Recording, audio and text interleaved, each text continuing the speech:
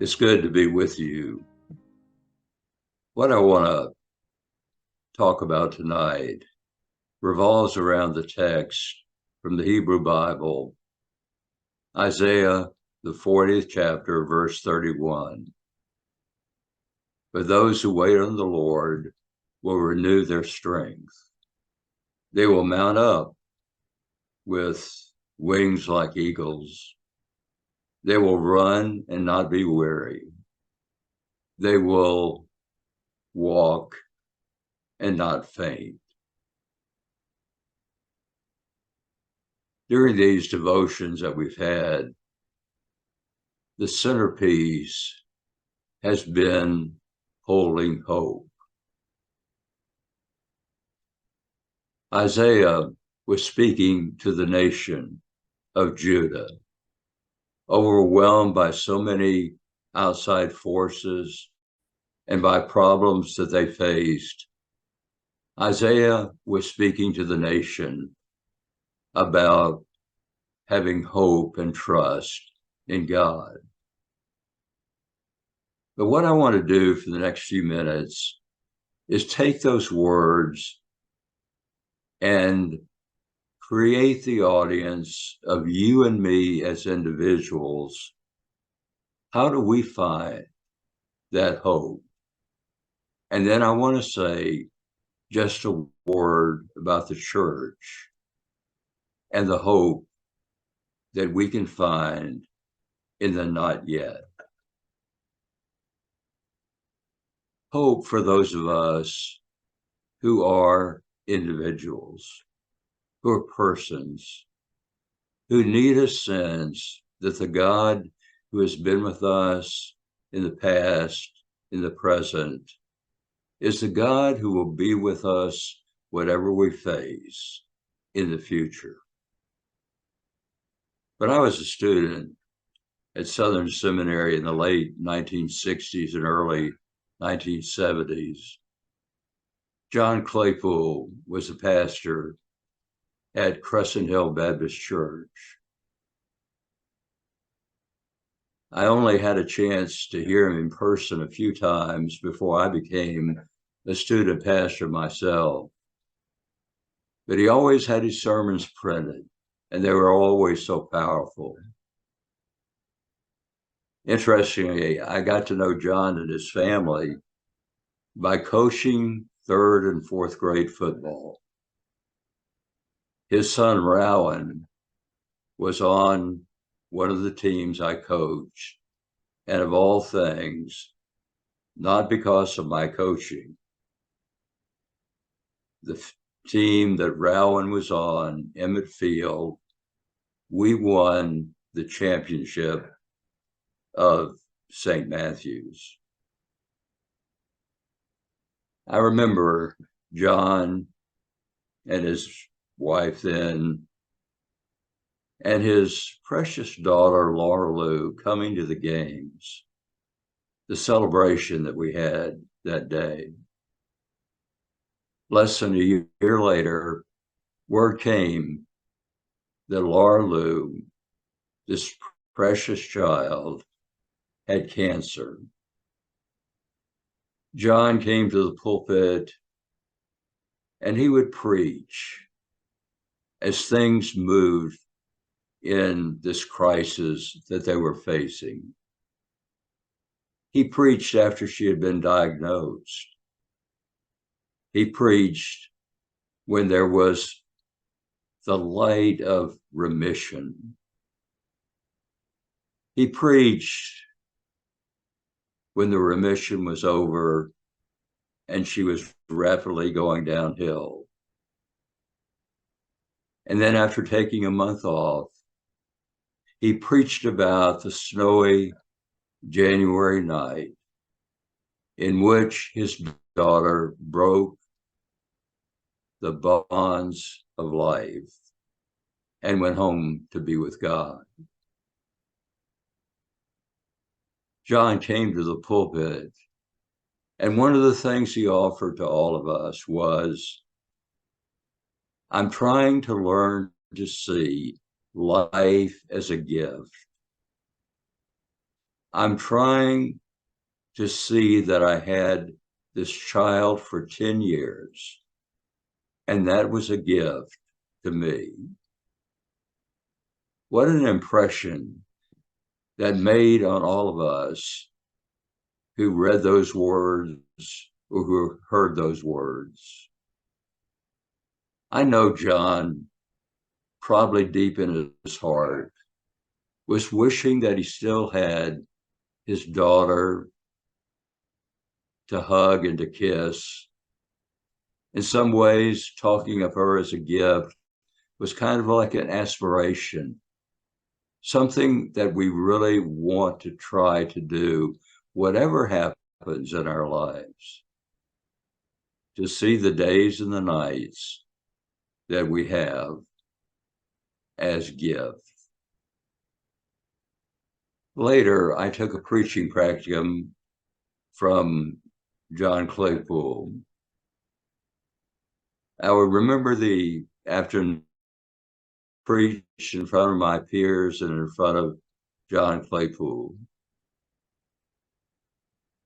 And I will never forget,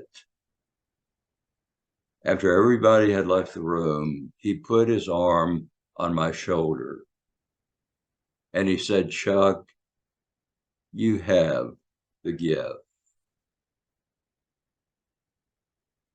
I went back to where Diane and I were living, and I had tears in my eyes. I had never been blessed like that.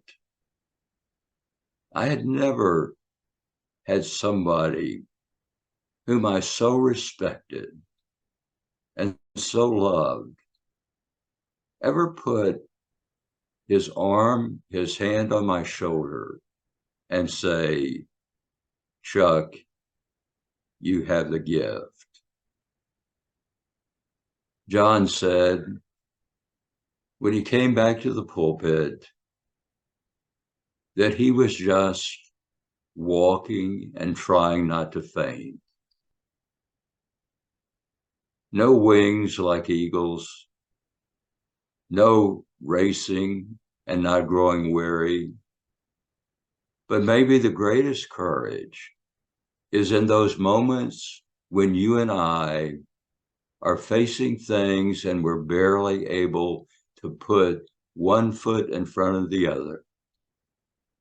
But by the grace of God, we walk and we don't faint. Ready, set, wait on the strength of God. As Anne Lamott so beautifully spoke, in the broken times of our lives, you and I re-examine things. And maybe with the help of God, we are able to walk away from the broken things that invade our lives like unexpected storms. And maybe, just maybe, as Anne Lamott said, we're able to dance with a limp. Or maybe just walk with a limp. I listened to John after Laura Lou died, and there was a new tone to his preaching, a new empathy. He had been to the depths of pain. And when he came back to share with us what was going on in his life and the life of his family, he used the words of Isaiah, "I'm just walking and trying not to faint." What about a word, not just to individuals, but to the church? Bill Leonard, probably the best Baptist church historian, said in a recent article that in the last 25 years, almost 40 million people have left the church. That doesn't mean they've stopped believing in God, but for some reason, cultural or whatever it may be, people are leaving the church. I want to just put a word in for a continuing conversation. Number one, we need to be the church. It's not coming to church. It's not going to church. The church has never been a building. The church is you and I.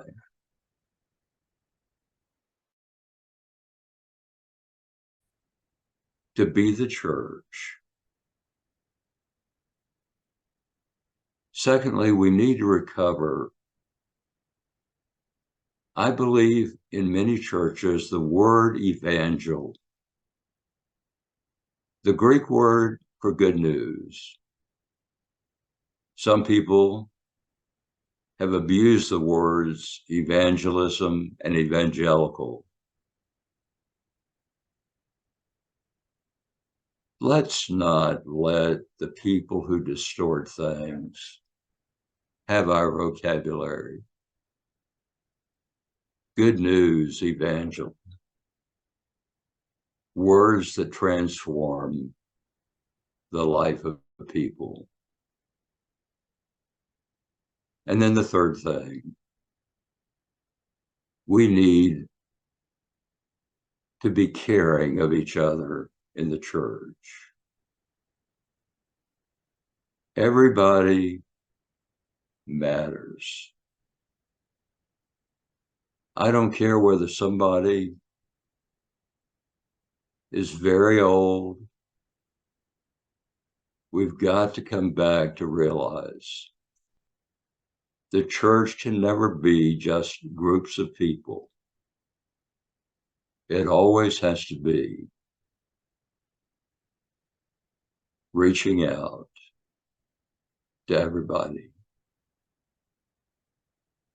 And when that happens, we have hope.